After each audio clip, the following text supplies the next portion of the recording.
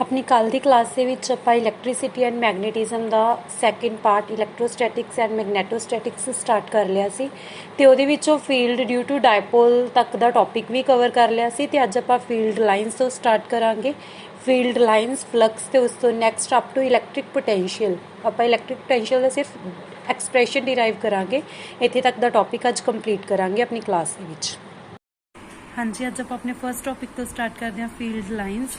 ਆਪਾਂ electric field discuss ਕੀਤਾ ਸੀ। Electric field ਕੀ ਹੁੰਦਾ, ਕਿਸੇ ਵੀ ਚਾਰਜ ਦੇ ਅਰਾਊਂਡ ਉਹ ਸਪੇਸ ਜਿੱਥੇ ਤੱਕ ਉਹਦਾ ਫੋਰਸ ਐਕਸਪੀਰੀਅੰਸ ਕੀਤਾ ਜਾ ਸਕਦਾ। ਤਾਂ ਹੁਣ ਆਪਾਂ ਨੂੰ ਇਲੈਕਟ੍ਰਿਕ ਫੀਲਡ ਪਤਾ ਹੈ, ਬਟ ਅਗਰ ਆਪਾਂ ਕਿਸੇ ਵੀ ਪੁਆਇੰਟ ਤੇ ਇਲੈਕਟ੍ਰਿਕ ਫੀਲਡ ਦੀ ਸਟਰੈਂਥ ਜਾਂ ਇਲੈਕਟ੍ਰਿਕ ਫੀਲਡ ਦੀ ਡਾਇਰੈਕਸ਼ਨ ਫਾਈਂਡ ਆਊਟ ਕਰਨੀ ਹੋਵੇ ਤਾਂ ਉਹਦੇ ਲਈ ਆਪਣੇ ਕੋਲ ਹੁੰਦੀਆਂ ਨੇ ਫੀਲਡ ਲਾਈਨਸ। ਤਾਂ ਫੀਲਡ ਲਾਈਨਸ ਹੁੰਦੀਆਂ ਕੀ ਨੇ? ਫੀਲਡ ਲਾਈਨਸ ਉਹ ਕਰਵਸ ਹੁੰਦੀਆਂ ਨੇ, ਉਹ ਇਸ ਤਰੀਕੇ ਨਾਲ ਡਰਾ ਹੋਈਆਂ ਹੁੰਦੀਆਂ ਨੇ ਕਿ ਉਹਨਾਂ ਦੇ ਉੱਪਰ ਅਗਰ ਆਪਾਂ ਕਿਸੇ ਵੀ ਪੁਆਇੰਟ ਦੇ ਉੱਪਰ ਟੈਂਜੈਂਟ ਡਰਾ ਕਰੀਏ ਤਾਂ ਉਹ ਟੈਂਜੈਂਟ ਆਪਾਂ ਨੂੰ ਉਸ ਪੁਆਇੰਟ ਦੇ ਉੱਪਰ ਇਲੈਕਟ੍ਰਿਕ ਫੀਲਡ ਦੀ ਡਾਇਰੈਕਸ਼ਨ ਦੱਸੇ। ਸਪੋਜ਼ ਆਪਣੇ ਕੋਲ ਇਹ ਕੋਈ ਇਲੈਕਟ੍ਰਿਕ ਫੀਲਡ ਲਾਈਨ ਹੈ, ठीक है, इलैक्ट्रिक फील्ड लाइन है। अगर आप किसी भी पॉइंट ते इलैक्ट्रिक फील्ड की डायरैक्शन फाइंड आउट करनी है तो आप उस पॉइंट के उपर टेंजेंट ड्रॉ करांगे। इत्थे टेंजेंट ड्रॉ किया, इस डायरैक्शन दे विच इत्थे इलैक्ट्रिक फील्ड है, इत्थे टेंजेंट ड्रॉ किया, इस डायरैक्शन दे विच इलैक्ट्रिक फील्ड होएगा। तो अगर आप इस कर्व के उपर किसी भी पॉइंट के उपर टेंजेंट ड्रॉ करिए तो टेंजेंट आपां नूं इलैक्ट्रिक फील्ड की डायरैक्शन दसदा। ये हुंदियां ने फील्ड लाइनस। फील्ड लाइन समझ आ गया। हुण इन्हां फील्ड लाइनस ਦੀਆਂ कुछ प्रॉपर्टीज ਹੁੰਦੀਆਂ ਨੇ, ਆਪਾਂ वन बाय वन डिस्कस करते हैं।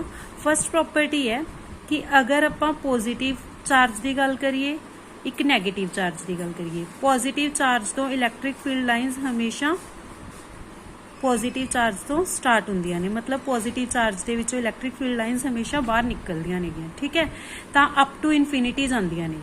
पॉजिटिव चार्ज तो हमेशा ही इलैक्ट्रिक फील्ड लाइनस बाहर आंदियां ने ते नैगेटिव चार्ज दे विच हमेशा एंटर हुंदियां ने। हमेशा पॉजिटिव चार्ज तो बाहर जांदियां ने ते नैगेटिव चार्ज दे विच एंटर हुंदियां ने। तां फ्रॉम इनफिनिटी आ रहीआं ने। पॉजिटिव चार्ज दे विचों बाहर जांदियां ने ते नैगेटिव चार्ज दे विच आंदियां ने। सैकेंड प्रॉपर्टी है कि यह दो चार्जिस दे विच आपां नूं फोर्स ऑफ अट्रैक्शन जां रिपल्शन बारे दसदियां ने। सपोज अपने कोल दो पॉजिटिव चार्ज पे ने तो दोनों के विचों इलैक्ट्रिक फील्ड लाइनस दोनों के विचों मतलब बाहर जाणगियां, क्योंकि दोनों ही पॉजिटिव चार्ज ने। तो इन्हां दे विच रिपल्शन होगी, जिहड़ी वो रिपल्शन होगी उहनूं भी इलैक्ट्रिक फील्ड लाइनस रिप्रेजेंट कर रही ने। देखो दोनों के विचों की हो रहा है, इलैक्ट्रिक फील्ड लाइनस बाहर जा रही ने।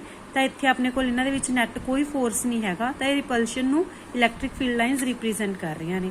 बट अगर एक पॉजिटिव चार्ज होवे, एक नैगेटिव चार्ज होवे, तो इन्हां दे विच की होगी? फोर्स ऑफ अट्रैक्शन होगी, उसनूं भी इलैक्ट्रिक फील्ड लाइनस देखो रिप्रेजेंट कर रही ने।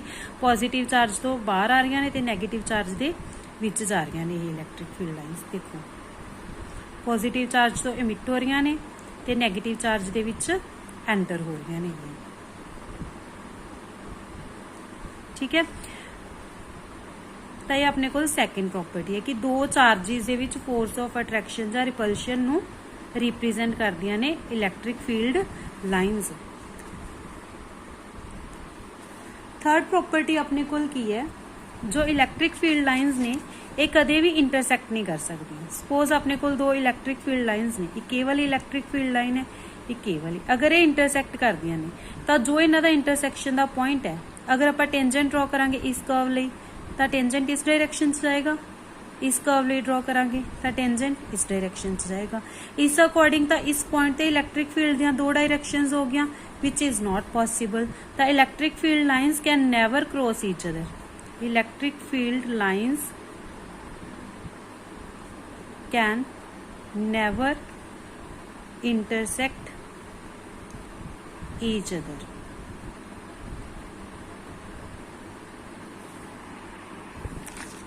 फोर्थ पॉइंट है, दीज कैन नेवर बी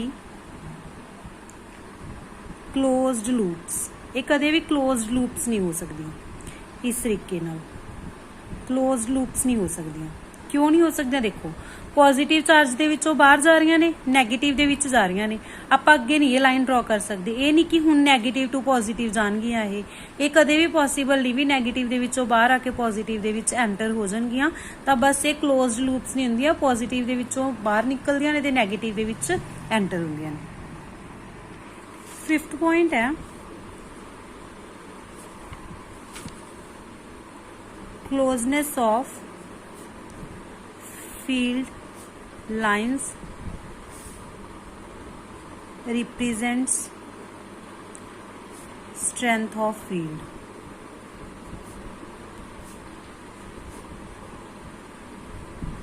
इसका मतलब की है, अगर फील्ड लाइंस काफ़ी क्लोज होनगियां मतलब उत्थे इलैक्ट्रिक फील्ड स्ट्रोंग है। अगर फील्ड लाइंस दूर दूर होनगियां मतलब फील्ड इन्ना ज़्यादा स्ट्रोंग नहीं हैगा। सपोज इत्थे E1 फील्ड है, इत्थे E2 फील्ड है, तो E1 फील्ड E2 फील्ड तो की होएगा ज़्यादा होएगा, क्योंकि इस दे विच इलैक्ट्रिक फील्ड लाइंस ज़्यादा नेड़े नेड़े ने। तो जिन्नी ज़्यादा क्लोजनेस होगी फील्ड लाइंस दे विच उन्ना ही ज़्यादा इलैक्ट्रिक फील्ड होएगा। तो ये कुछ प्रॉपर्टीज ने। सब तो पहला आप फील्ड लाइंस डिस्कस कीतियां ते फिर उहदियां कुछ प्रॉपर्टीज डिस्कस कीतियां। नैक्सट टॉपिक है इलैक्ट्रिक फ्लक्स। इसनूं समझण लई देखो, सब तो पहला सपोज करो आपां एक सरफेस लिया, इस सरफेस नूं आपां इलैक्ट्रिक फील्ड दे विच प्लेस करता। जदों आपां इसनूं इलैक्ट्रिक फील्ड दे विच प्लेस करांगे तां इस दे विचों इलैक्ट्रिक फील्ड लाइंस पास करनगियां। जदों आपां इसनूं इलैक्ट्रिक फील्ड दे विच प्लेस करांगे तो इस दे विचों फील्ड लाइंस पास करनगियां ते इस सरफेस का कोई ना कोई एरिया भी होएगा। ते जिहड़ा एरिया हुंदा है, एरिया भी आपां नूं पता है सरफेस दे आउटवर्ड ही हुंदा है, परपेंडिकुलर हुंदा हैगा सरफेस ते हमेशा आउटवर्ड एंड परपेंडिकुलर जो एरिया वैक्टर हुंदा है। किसी भी सरफेस का जो एरिया वैक्टर हुंदा है वो उस surface they perpendicular and outward हुंदा है हमेशा। तो इस सरफेस का जिसका एरिया वैक्टर ए वैक्टर है, इस दे विचों कुछ इलैक्ट्रिक फील्ड लाइंस ने जो वो पास करदियां ने। तो किन्नियां इलैक्ट्रिक फील्ड लाइंस उस सरफेस दे विचों नॉर्मली पास करदियां ने, उसनूं आपां की कहने आ इलैक्ट्रिक फ्लक्स। किन्नियां इलैक्ट्रिक फील्ड लाइंस उस सरफेस दे विचों नॉर्मली पास करदियां ने, उसनूं आपां की कहने आ इलैक्ट्रिक फ्लक्स। तो हुण यह सरफेस जरूरी नहीं हैगा भी यह सरफेस अपने कोल ई ते ए दोनों हमेशा सेम डायरैक्शन दे विच ही होणगे। हो सकता है अपने कोल सरफेस कुछ मतलब थोड़ा इस तरीके नाल पिया होवे, सरफेस इस तरीके नाल पिया होवे तो इहदा एरिया वैक्टर की होएगा परपेंडिकुलर होएगा, तो इस डायरैक्शन च होएगा। तो इस दे विचों जो फील्ड लाइंस ने वो इस तरीके नाल पास कर रही ने। तो ई ते ए दे विच सपोज एंगल किन्ना है थीटा, तो इस तरीके नाल भी हो सकता है, इस तरीके नाल भी हो सकता है। तो आपां जिहड़ा इहदा एक्सप्रैशन करदे आ फ्लक्स दा वो की हुंदा है E vector dot A vector. Dot क्यों लगाया? क्योंकि जो फ्लक्स है एक तो वो ई दे मैगनीट्यूड के उपर डिपेंड करता है, एक ए दे मैगनीट्यूड के उपर, एक दोनों दे विच जो एंगल है उसके उपर। तो phi is equal to E A cos theta, ते कॉस थीटा हटा के आप डॉट प्रोडक्ट लगा सकते हैं। तो फाई का एक्सप्रैशन हो जाएगा ई वैक्टर डॉट ए वैक्टर। तो इलैक्ट्रिक फ्लक्स की हुंदा है? Electric flux is the electric flux is the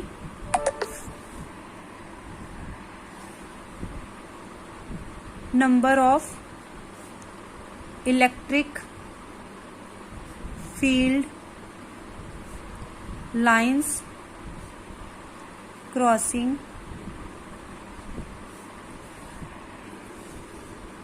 normally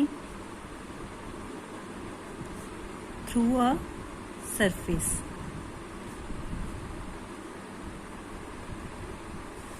तो चलो ये अपने कोल फाई दा इलैक्ट्रिक फ्लक्स दा एक्सप्रैशन हो गया।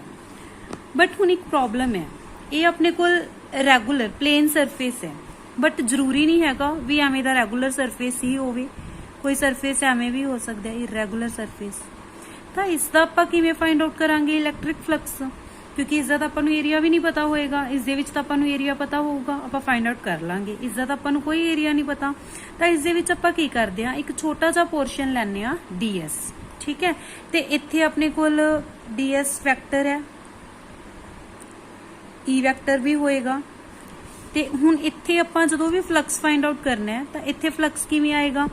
फ्लक्स आपां ई वैक्टर डॉट ds वैक्टर लिया ते ओदा की करता इंटीग्रेट करता, छोटे जे पोर्शन का लिया आपां ने फ्लक्स ते उन्हें इंटीग्रेट करके आपां पूरे सरफेस का फाइंड आउट करांगे। आपां इत्थे लूप क्यों लगाई? क्योंकि जो ये सरफेस है ये आपां की लै रहे हैं क्लोज्ड सरफेस लै रहे हैं।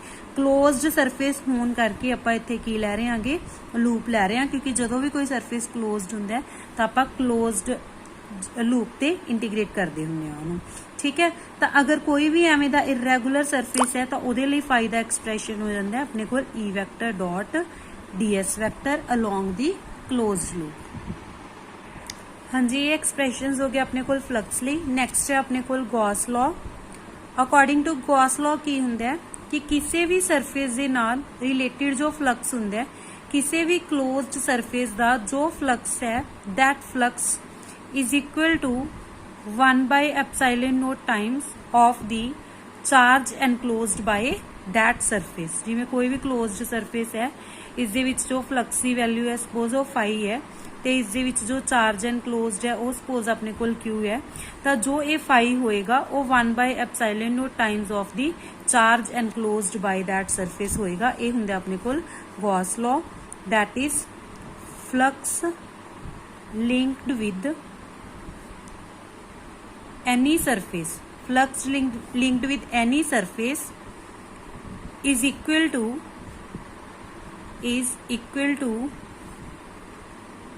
1/epsilon naught times the charge enclosed by that surface। ये हुंदा जी अपने कोल गॉस लॉ। बहुत इंपॉर्टेंट एक्सप्रैशंस ने सारे। ਆਪਾਂ गॉस लॉ किया, इलैक्ट्रिक फ्लक्स किया, फील्ड लाइन्स दी प्रॉपर्टीज कीतियां, सारे टॉपिक्स ही बहुत इंपॉर्टेंट ने वाले। Next topic is application of Gauss law. Gauss law आप डिस्कस किया है। गॉस लॉ के अकॉर्डिंग की होंगे कि जो भी किसी सरफेस के थ्रू फ्लक्स पास होंगे वो 1/epsilon naught times of charge enclosed by that surface होंगे। हुण आपां इसदी एप्लीकेशनस करांगे। एप्लीकेशनस दे विच आपां ये सेम एक्सप्रैशन यूज करांगे। सेम एक्सप्रैशन यूज करके आपां डिफरेंट सरफेसिस दे लई या फिर किसी लाइन दे लई या फिर किसी स्फीयर दे लई आपां इलैक्ट्रिक फील्ड की वैल्यू फाइंड आउट करांगे। हुण फर्स्ट है अपने कोल, फर्स्ट एप्लीकेशन है स्ट्रेट करंट कैरिंग कंडक्टर।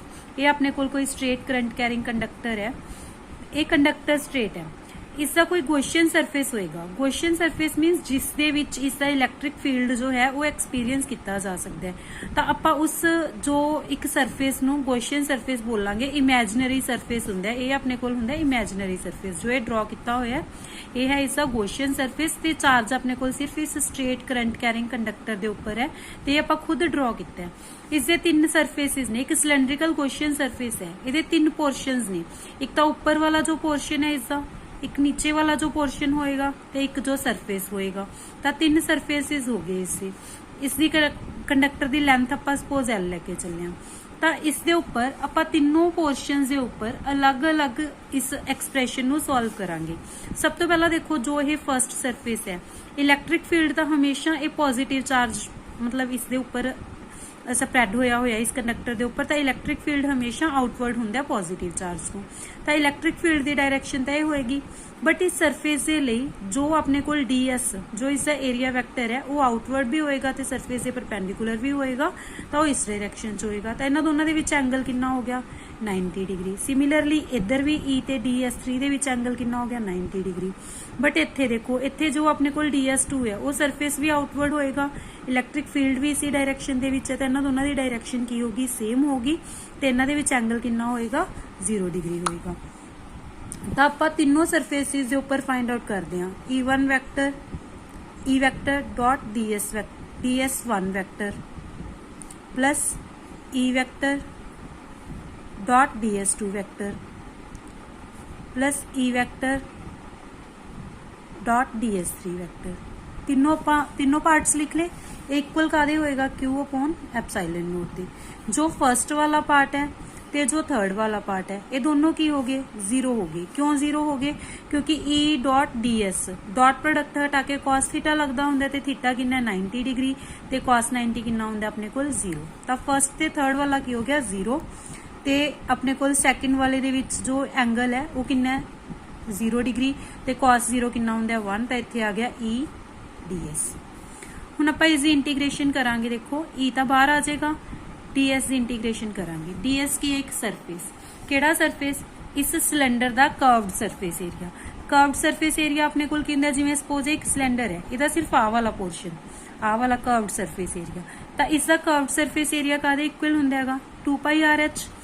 इत्थे अपने कोल हाइट की वैल्यू अपन ने एल ली हुई है तो 2 पाई आर एल, तो अपने कोल क्यू अपॉन एप्साइलन नोट की आ गया E into 2 pi R L, तो 2 पाई आर एल उधर डिवाइड चला जाएगा तो ई की वैल्यू कितनी आ जाएगी Q upon epsilon naught into 2 pi R L. ये अपने कोल इलैक्ट्रिक फील्ड की वैल्यू आ गई due to straight current carrying conductor using Gauss law.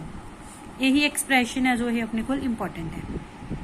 ਹੁਣ ਨੈਕਸਟ ਹੈ ਆਪਣੇ ਕੋਲ ਹੋਲੋਸਫੀਅਰ ਦੇ ਲਈ। ਸਪੋਜ਼ ਇਹ ਕੋਈ ਹੋਲੋਸਫੀਅਰ ਹੈ, ਹੋਲੋ ਮੀਨਸ ਇਸ ਅੰਦਰੋਂ ਬਿਲਕੁਲ ਐਮਟੀ ਹੈ ਇਹ, ਇਸੇ ਸਰਫੇਸ ਦੇ ਉੱਪਰ ਪੋਜ਼ਿਟਿਵ ਚਾਰਜ ਡਿਸਟ੍ਰੀਬਿਊਟ ਹੋਇਆ ਹੋਇਆ ਹੈ।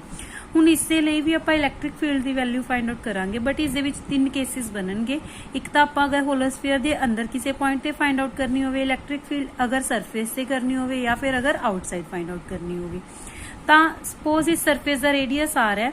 ਹੁਣ ਸਭ ਤੋਂ ਪਹਿਲਾਂ ਆਪਾਂ ਫਸਟ ਇਨਸਾਈਡ ਵਾਲਾ ਟੌਪਿਕ ਕਰਾਂਗੇ ਕਿ ਸਫੀਅਰ ਦੇ ਅੰਦਰ ਆਪਾਂ ਕਿਸੇ ਪੁਆਇੰਟ ਤੇ ਇਲੈਕਟ੍ਰਿਕ ਫੀਲਡ ਦੀ ਵੈਲਿਊ ਫਾਈਂਡ ਆਊਟ ਕਰਨੀ ਹੈ। ਸਪੋਜ਼ ਇੱਥੇ ਪੀ ਪੁਆਇੰਟ ਹੈ, ਇੱਥੇ ਆਪਾਂ ਕੋਈ ਵੀ ਸਰਫੇਸ ਲੈ ਲਿਆ ds, ਤਾਂ ਆਪਣੇ ਕੋਲ ds E vector dot ds vector is equal to Q upon epsilon naught होंगे। ਹੁਣ देखो ਸਫੀਅਰ ਦੇ ਅੰਦਰ ਤਾਂ ਚਾਰਜ ਹੈ ਹੀ ਨਹੀਂ, ਕਿਉਂਕਿ ਚਾਰਜ ਦਾ ਸਿਰਫ ਇਹਦੇ ਸਰਫੇਸ ਤੇ ਡਿਸਟ੍ਰੀਬਿਊਟ ਹੋਇਆ ਹੋਇਆ ਹੈ। ਤਾਂ ਸਫੀਅਰ ਦੇ ਅੰਦਰ ਜਦੋਂ ਕੋਈ ਚਾਰਜ ਹੀ ਨਹੀਂ ਹੈਗਾ ਤਾਂ ਆਪਣੇ ਕੋਲ क्यू अपॉन एप्साइलन नोट ਕੀ ਹੋ ਜਾਏਗਾ, 0 ਹੋ ਜਾਏਗਾ। ਤਾਂ ਫਿਰ ਆਪਣੇ ਕੋਲ E डॉट ds ਵੈਕਟਰ ਵੀ 0 ਹੋ ਗਿਆ, ਤੇ ਫਿਰ ਆਪਣੇ ਕੋਲ E ਦੀ ਵੈਲਿਊ ਵੀ ਕੀ ਆ ਜਾਏਗੀ 0। ਮਤਲਬ ਅਗਰ ਸਫੀਅਰ ਹੋਲੋ ਹੈ ਤੇ ਉਸ ਦੇ ਅੰਦਰ ਇਲੈਕਟ੍ਰਿਕ ਫੀਲਡ ਦੀ ਵੈਲਿਊ ਕੀ ਹੋ ਜਾਏਗੀ 0। ਹੁਣ ਸਪੋਜ਼ ਆਪਾਂ ਸਰਫੇਸ ਦੇ ਉੱਪਰ ਫਾਈਂਡ ਆਊਟ ਕਰ ਰਹੇ ਹਾਂ। ਸਰਫੇਸ ਦੇ ਲਈ ਆਪਾਂ ਇੱਥੇ ਕੋਈ ਵੀ ਪੁਆਇੰਟ ਲੈ ਲਿਆ ਸਪੋਜ਼ P, ਤੇ ਉਹਦਾ ਸਰਫੇਸ ਲੈ ਲਿਆ ds, ਤੇ ਸਰਫੇਸ ਵੀ ਆਊਟਵਰਡ ਹੋਏਗਾ, ਇਲੈਕਟ੍ਰਿਕ ਫੀਲਡ ਵੀ ਆਊਟਵਰਡ ਹੋਏਗਾ। ਤਾਂ ਆਪਣੇ ਕੋਲ E vector dot ds vector is equal to Q upon epsilon naught ਹੋ ਜਾਏਗਾ। E ds, E ਤੇ ds ਦੇ ਵਿੱਚ ਐਂਗਲ ਕਿੰਨਾ ਹੋਏਗਾ 0, ਤਾਂ ਇੱਥੇ ਕੀ ਰਹਿ ਜਾਏਗਾ E ds, ਬਿਕੋਜ਼ cos 0 ਕਿੰਨਾ ਹੁੰਦਾ ਹੈ 1, is equal to Q upon epsilon naught. अगर आप इसनों सॉल्व करिए ई तो बाहर आ जाएगा ds सरफेस दी, एक ही है एक स्फीयर दा सरफेस एरिया कितना होंदा है 4 πr² is equal to Q upon epsilon naught. तो अपने को ई दी वैल्यू कितनी आ गई Q upon epsilon naught into 4 πr²। ये अपने को इलैक्ट्रिक फील्ड की value on the surface of the hollow sphere. Inside की सी 0। हुण सपोज आप आउटसाइड बाहर कोई भी पॉइंट लिया, आप उत्थे क्वेश्चन सरफेस ड्रॉ कर लेने।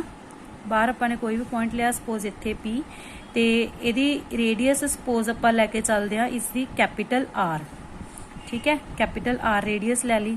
इत्थे भी आप कोई ds पोर्शन लै लांगे, तो आपां नूं पता है कि ds भी आउटवर्ड होएगा, इलैक्ट्रिक फील्ड का होगा ही आउटवर्ड, तो दोनों सेम डायरैक्शन च हो गए। तो इत्थे भी अपने को सेम ही कॉन्सैप्ट लगेगा, बस रेडियस का फर्क पै गया। पहला जो सरफेस से कटते सी तो R रेडियस, तो इत्थे कैपिटल R लैके चलांगे।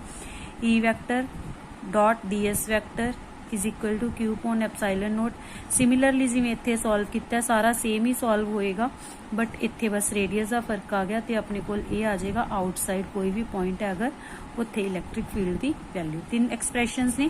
इनसाइड इलैक्ट्रिक फील्ड 0 होगा, ऑन दी सरफेस वाला रेडियस ले लांगे बस इत्थे, ते आउटसाइड जिन्ना बाहर वाले जिथे भी पॉइंट पे है उहदे क्वेश्चन सरफेस का कितना रेडियस है वो आपां ले लांगे। स्फीयर दे ऊपर ही चार्ज डिस्ट्रीब्यूट होया हुआ होंदा है। सपोज ये एक स्फीयर है, इहदे ऊपर पूरे स्फीयर दे ऊपर चार्ज डिस्ट्रीब्यूट होया हुआ है। स्फीयर दी रेडियस सपोज अपने कोल R है, तो इस दे विच भी आपां उवें फाइंड आउट करांगे electric field intensity inside, outside and on the surface, ठीक है। सब तो पहला आपां इस स्फीयर दे इनसाइड कोई पॉइंट P लैके चलते हैं, ठीक है। इनसाइड आपां कोई पॉइंट P लैके चलते हैं, तो इत्थे अपने कोल सरफेस लै लिया, आपां ने छोटा सा सरफेस कंसीडर कर लिया। अगेन वही चीज़ होएगी कि ds ते E दी डायरैक्शन है जो वो सेम होएगी, ds ते E दी डायरैक्शन है जो वो की होएगी सेम होएगी। तो आप पहला वही एक्सप्रैशन लिखते हैं E vector dot ds vector is equal to Q upon epsilon naught. हुण तुसीं एक चीज़ देखो, इत्थे E ते ds दे विच चलो एंगल 0 है, तो इत्थे तो आ गया E ds आ गया।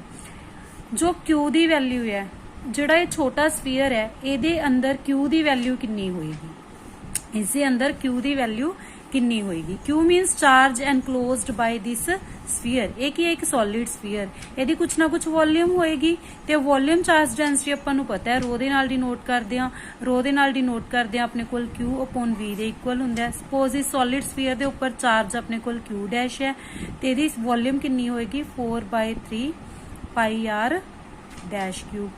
ਤਾਂ ਆਪਾਂ ਜੋ ਇੱਥੋਂ Q ਡੈਸ਼ ਦੀ ਵੈਲਿਊ ਕੱਢੀ ਹੈ ਉਹ ਆਪਾਂ ਇਸ ਦੇ ਵਿੱਚ ਪੁੱਟ ਕਰਾਂਗੇ। Q ਡੈਸ਼ ਦੀ ਵੈਲਿਊ ਕਿੰਨੀ ਆ ਜਾਏਗੀ, ਰੋ into 4/3 pi R dash cube. ਜੋ ਇਹ ਵਾਲੀ ਟਰਮ ਹੈ ਉਹ ਉਧਰ ਮਲਟੀਪਲਾਈ ਚਲੀ ਜਾਏਗੀ ਤੇ ਆਪਣੇ ਕੋਲ ਕੀ ਆ ਜਾਏਗੀ, Q ਡੈਸ਼ ਦੀ ਵੈਲਿਊ ਆ ਜਾਏਗੀ।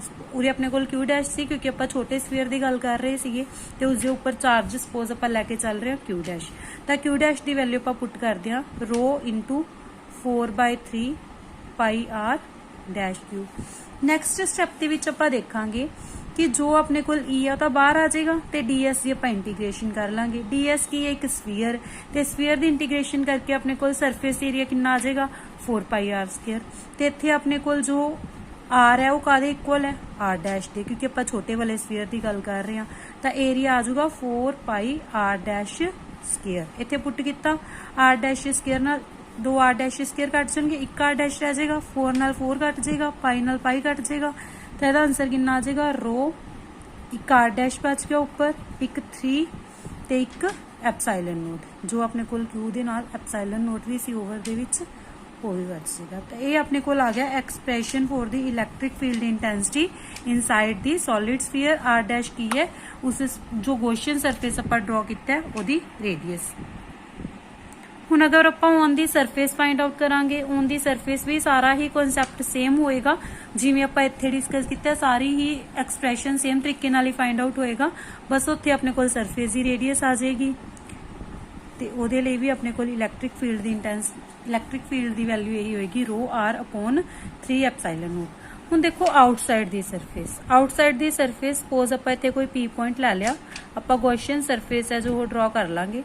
ਹੁਣ ਦੇਖੋ ਜਦੋਂ ਆਪਾਂ ਨੇ P ਪੁਆਇੰਟ ਲਿਆ, ਚਲੋ ਪਹਿਲਾਂ ਲਿਖਦੇ ਹਾਂ ਆਪਾਂ E vector dot ds vector is equal to Q/, epsilon naught. ਦੇਖੋ ਜੋ Q ਦੀ ਵੈਲਿਊ ਹੋਏਗੀ, Q ਤਾਂ ਇੱਥੇ ਤੱਕ ਜਾ ਰਹੇ ਆ ਆਪਾਂ, ਚਾਰਜ ਤਾਂ ਨਹੀਂ ਵੱਧ ਰਿਹਾ। ਜਿਵੇਂ ਆਪਾਂ ਛੋਟਾ ਸਫੀਅਰ ਲਿਆ ਸੀ, ਫਿਰ ਜੋ ਇਹ ਸਰਫੇਸ ਸੀ ਇੱਥੇ ਤੱਕ ਆਪਣੇ ਕੋਲ ਚਾਰਜ ਇਨਕਰੀਜ਼ ਹੋ ਰਿਹਾ ਸੀ, ਬਟ ਉਸ ਤੋਂ ਬਾਅਦ ਤਾਂ ਚਾਰਜ ਇਨਕਰੀਜ਼ ਨਹੀਂ ਹੋ ਰਿਹਾ ਕਿਉਂਕਿ ਆਪਾਂ ਤਾਂ ਆਊਟਸਾਈਡ ਦੀ ਸਰਫੇਸ ਲੈ ਰਹੇ ਹਾਂ। ਚਾਰਜ ਤਾਂ ਸਿਰਫ ਇੱਥੇ ਤੱਕ ਹੈ, ਆਪਾਂ ਸਿਰਫ ਇੱਥੇ ਤੱਕ ਵਾਲਾ ਚਾਰਜ ਹੀ ਕੰਸੀਡਰ ਕਰਾਂਗੇ। ਆਪਾਂ ਨੂੰ ਪਤਾ ਹੈ ਜੋ ਚਾਰਜ ਹੁੰਦਾ ਉਹ ਜੋ ਚਾਰਜ ਡੈਂਸਿਟੀ ਹੁੰਦੀ ਹੈ, ਵੋਲਿਊਮ ਚਾਰਜ ਡੈਂਸਿਟੀ, ਉਹ ਚਾਰਜ ਅਪੋਨ ਵੋਲਿਊਮ ਦੇ ਇਕੁਅਲ ਹੁੰਦੀ ਹੈ।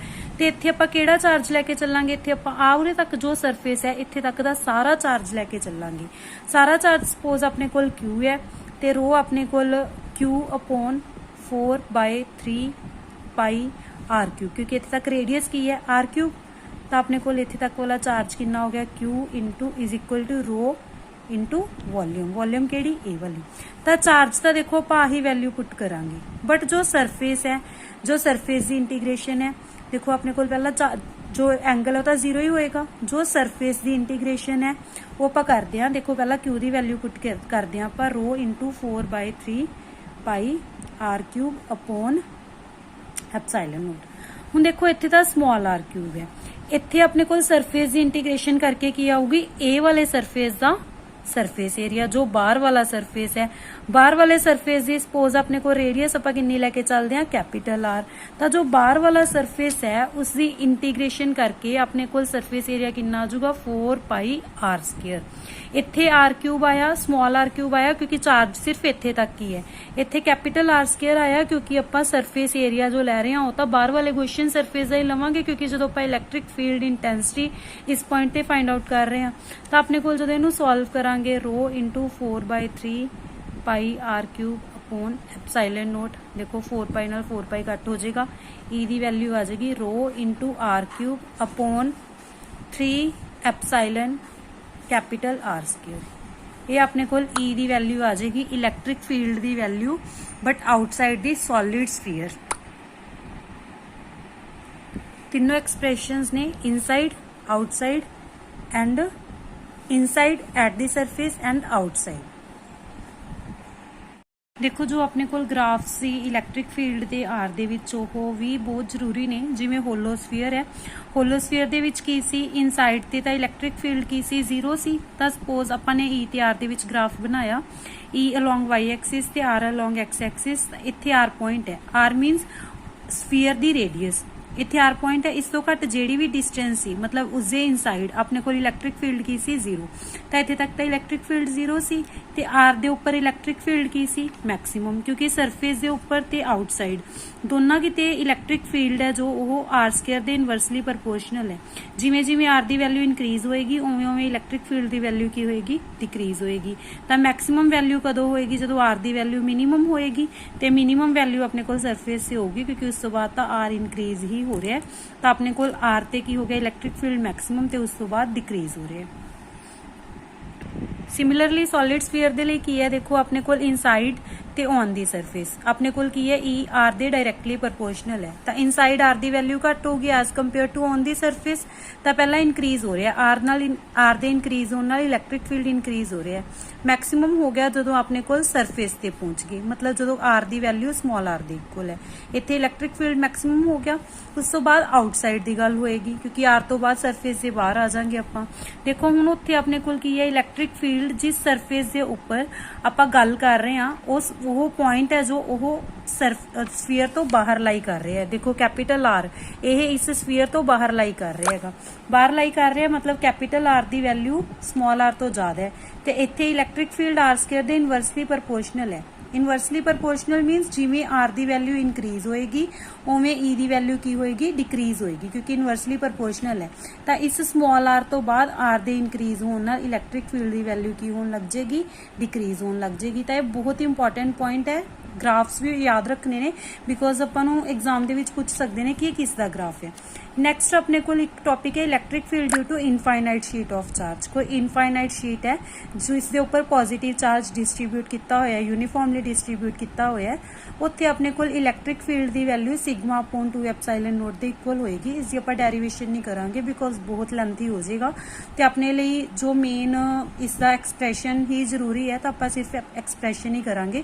ਸੋ ਸਪੋਜ਼ ਸਿਗਮਾ ਇਹਦੇ ਉੱਪਰ ਸਰਫੇਸ ਚਾਰਜ ਡੈਂਸਿਟੀ ਸਿਗਮਾ ਹੈ, ਤਾਂ ਆਪਣੇ ਕੋਲ ਇਲੈਕਟ੍ਰਿਕ ਫੀਲਡ ਦੀ ਵੈਲਿਊ ਇਸ ਸ਼ੀਟ ਦੇ ਲਈ ਹੋਏਗੀ ਸਿਗਮਾ ਅਪੋਨ 2 ਐਪਸਾਈਲਨ ਨੋਟ।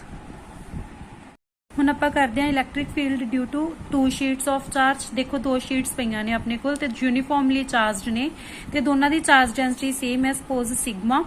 ਤੇ ਆਪਾਂ ਇੱਕ ਸ਼ੀਟ ਦੇ ਲਈ ਦੇਖਿਆ ਸੀ ਕਿ ਇਲੈਕਟ੍ਰਿਕ ਫੀਲਡ ਦੀ value sigma upon 2 epsilon note ਹੁੰਦੀ ਹੈ, ਤਾਂ ਫਰਸਟ ਸ਼ੀਟ ਦੇ ਲਈ ਵੀ ਇੰਨਾ ਹੀ ਹੋਏਗਾ ਇਲੈਕਟ੍ਰਿਕ ਫੀਲਡ ਦੀ ਵੈਲਿਊ ਤੇ ਸੈਕੰਡ ਸ਼ੀਟ ਦੇ ਲਈ ਵੀ ਇੰਨੀ ਹੀ ਹੋਏਗੀ sigma upon 2 epsilon note.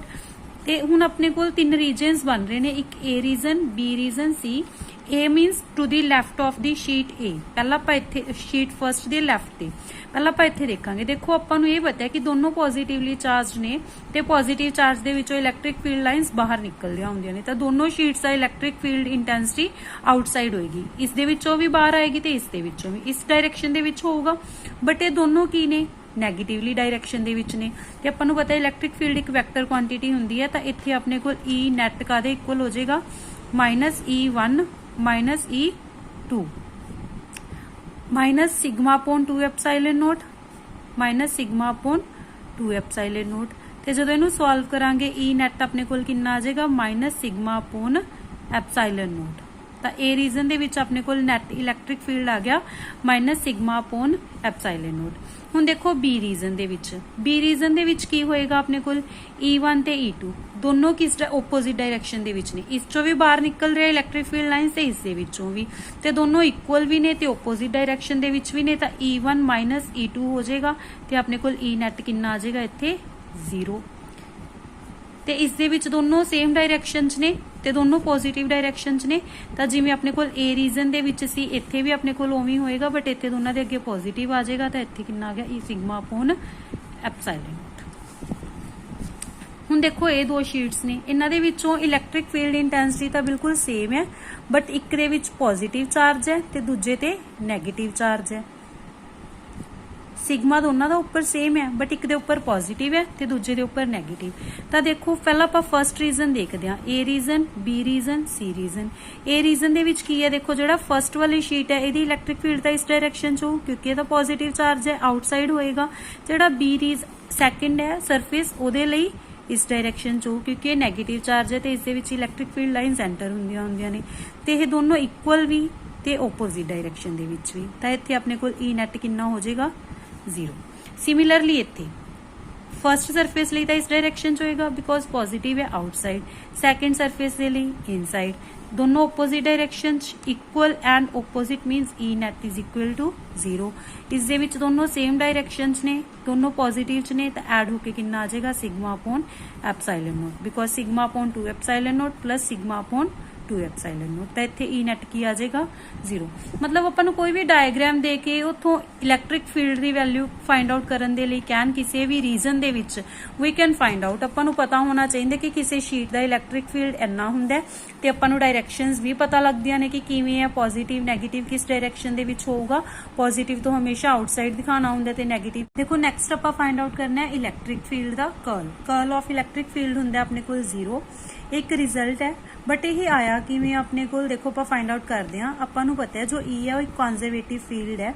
कॉन्जरवेटिव field मीनस अगर आप किसी भी क्लोज्ड पाथ के अलोंग इलैक्ट्रिक फील्ड का लाइन इंटैग्रल कड्ढिए की आएगा 0 आएगा। मतलब ऐसी कोई भी लूप है इस दे अलोंग इलैक्ट्रिक फील्ड का इंटैग्रल कड्ढिए तो की आएगा 0 आएगा।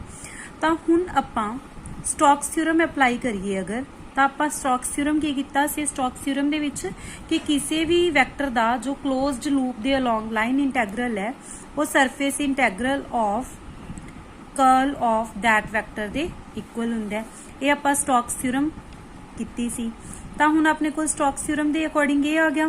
तो जे left hand side equal to 0 है तो राइट हैंड साइड भी इक्वल टू 0 होगी, ए भी 0 हो जाएगा, ए भी 0 हो जाएगा। तो अगर इंटीग्रेशन करांगे तो अपने को del vector cross E vector भी की आ जाएगा 0 आ जाएगा। तो देखो अपने को डेल क्रॉस ई की है 0। तो curl of electric field is equal to 0। देखो नैक्सट अपने को की है relation between electric field and potential. Electric field ते पोटेंशियल का की रिलेशन हुंदा है। जो इलैक्ट्रिक फील्ड हुंदा है वो अपने कोल वो negative of gradient of potential दे इक्वल हुंदा है। What is this? This is gradient of potential because एक स्केलर फील्ड है। तो अगर आप किसी भी स्केलर फील्ड ते डेल ऑपरेटर अप्लाई करते हैं तो उन्होंने आप की कहने gradient. Then electric field is equal to gradient of negative of gradient of potential. तो आप इसमें एवं भी लिख सकते हैं minus D V upon d are. तो अगर अपने कोल वी सपोज कॉन्स्टेंट हो जाता है, वी सपोज कॉन्स्टेंट हो जाता है तो अपने कोल d V upon d r की हो जाएगा 0। तो अपने कोल इलैक्ट्रिक फील्ड भी की हो जाएगा 0।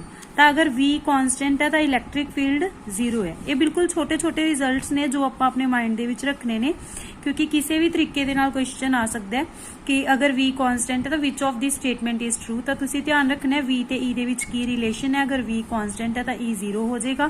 तो मेन जो सिलेबस दे विच आपां नूं आ मैंशन किया होया कि what is the relation between electric field and potential. हुण नैक्सट आपां करनियां ने लैपलेस एंड पॉइजन इक्वेशंस। सारे पॉइंट्स बहुत ही इंपॉर्टेंट ने, इन्हों नोट करते जाओ नाल नाल। पहला आप पॉइजन इक्वेशन देखते हैं। पॉइजन इक्वेशन इसकी डेरिवेशन भी छोटी जी आप देख ही लेने। E vector is equal to minus of gradient of V दे इक्वल हुंदा है। ते आपां नूं पता है भी गॉस लॉ अपने कोल की हुंदा है। देखो गॉस लॉ हुंदा है E D S E vector dot d s vector along the closed surface is equal to q upon epsilon naught। तो ये अपने कोल हुंदा है। तो ये हुंदी है अपने कोल integral form of Gauss law. But इक्के दी डिफरेंशियल फॉर्म हुंदी है। डिफरेंशियल फॉर्म हुंदी है अगर आपां एक्चुअल से इंटीग्रेशन है दी डिफरेंशिएशन कर दिए del vector dot E vector is equal to rho upon epsilon naught. ये अपने कोल differential form of Gauss law. ठीक है, तो ये अपने को differential form of Gauss law है। अगर आपां इस एक्सप्रैशन दे विच इथों ई वैक्टर दी वैल्यू पुट कर दिए तो अपने को की आ जाएगा del vector dot minus del vector dot V is equal to rho upon epsilon not. इसनों सॉल्व करके की आ जाएगा minus del square V is equal to rho upon epsilon naught, or we can say del square v is equal to minus rho upon epsilon naught. तो ये अपने कोल केड़ी इक्वेशन होगी, पॉइजन इक्वेशन। तो पॉइजन इक्वेशन है ये अपने कोल, अगर इत्थे रो की होगी जीरो, पॉइजन इक्वेशन दे विच अगर रो की हो गया जीरो तो del square V is equal to zero, तो ये अपने कोल हुंदी है लैपलेस इक्वेशन। अगर पॉइजन इक्वेशन दे विच जो चार्ज डेंसिटी है वो जीरो हो जाए तो अपने कोल del square V is equal to zero, तो ये अपने कोल की हो जाएगी लैपलेस इक्वेशन। किवें करांगे आपां न्यूमेरिकली, तो अपने कोल देखो सब तो पहला जिवें कोई न्यूमेरिकल है वी की वैल्यू दी हुई है तो आपां रो फाइंड आउट करना है।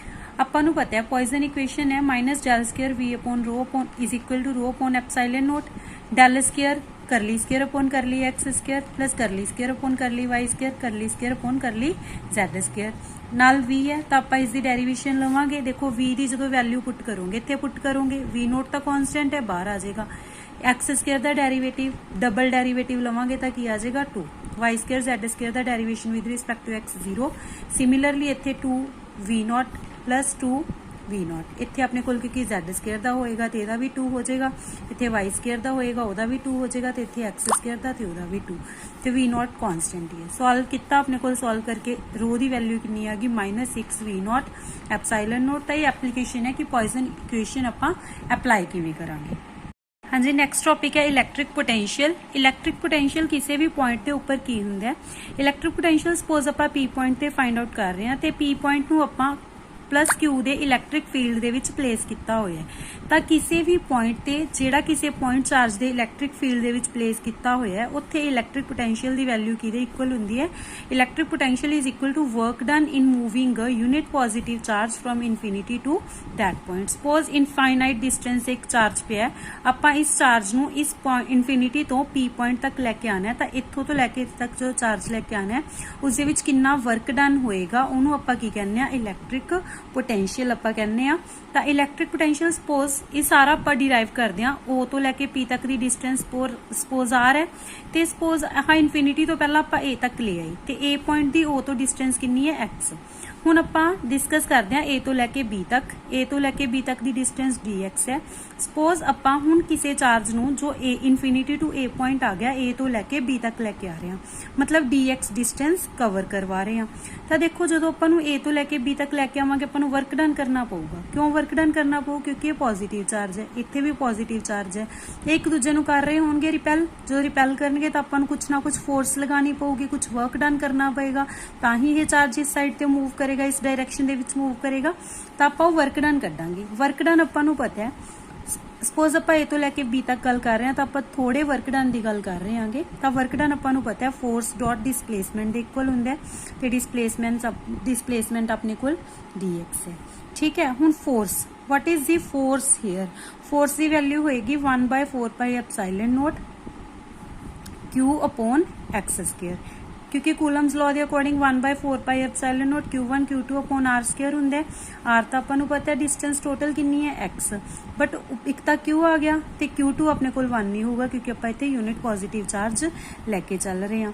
तो DW की वैल्यू कितनी आ जाएगी 1/4 पाई, DW की वैल्यू आ जाएगी force vector dot DS vector. हुण इन्हां दे विच थीटा किन्ना है, एंगल किन्ना है, डॉट प्रोडक्ट हटा के आपां थीटा लगावांगे।